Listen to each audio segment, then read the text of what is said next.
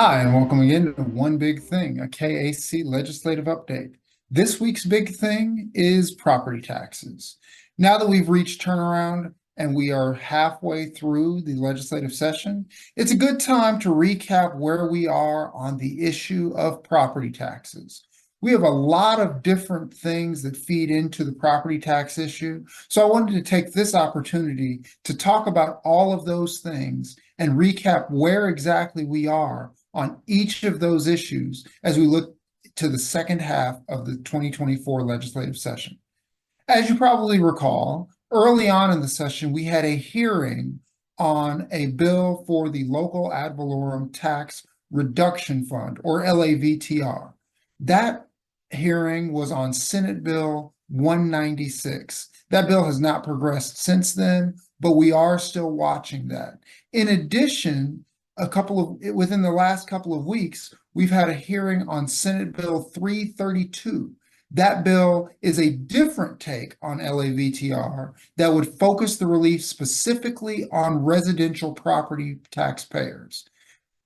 Neither of those bills has gone anywhere in the Senate, but we could see movement on this issue as we move forward. In addition, there are several bills in the House that deal with the issue of LAVTR, including a bill that would actually eliminate LAVTR entirely. That was announced just this week.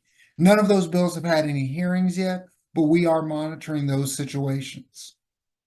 As you all know, we had the vote on the veto override on the tax package this week. And although that bill did not focus specifically on property taxes, that bill still plays into property taxes because of the fiscal note that was attached to that tax package. Now that that veto has not been overridden, we now have a better idea of what we will have going forward to work with from a fiscal standpoint. I'm sure there will still be a tax package that includes a lot of larger items to move forward, but it will likely not look exactly like the package that was put forward in the conference committee report for House Bill 2284 that failed earlier this week. We will see what that includes, but until we know exactly what that's going to entail, we do have some other proposals that we can focus on. Those include SCR 1611, which is the 4% cap on the increase in the valuation. We also have proposals to have a sliding scale, or a similar to what they do for agricultural property.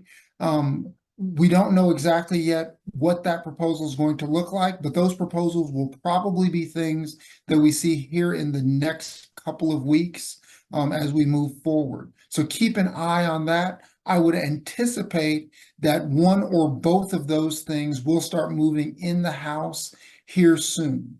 We also have the proposal to cut, or to increase rather, the exemption on property tax for the school mill levy.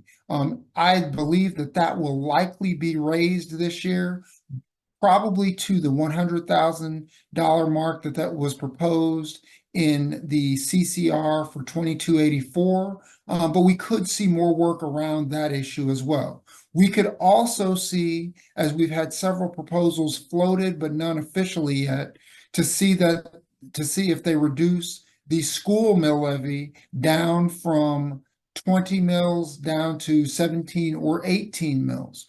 We may also see the 1.5 mills that goes to the state reduced some or even entirely. All of those proposals are out there on the table.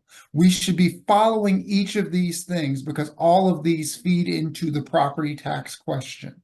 If you have questions about any of these proposals, or where they may come from, or where they might be going, be sure to watch this space as well as our legislative updates, because KAC will be working to keep you updated on all of these things. That's all for now, but until next time, that's been One Big Thing.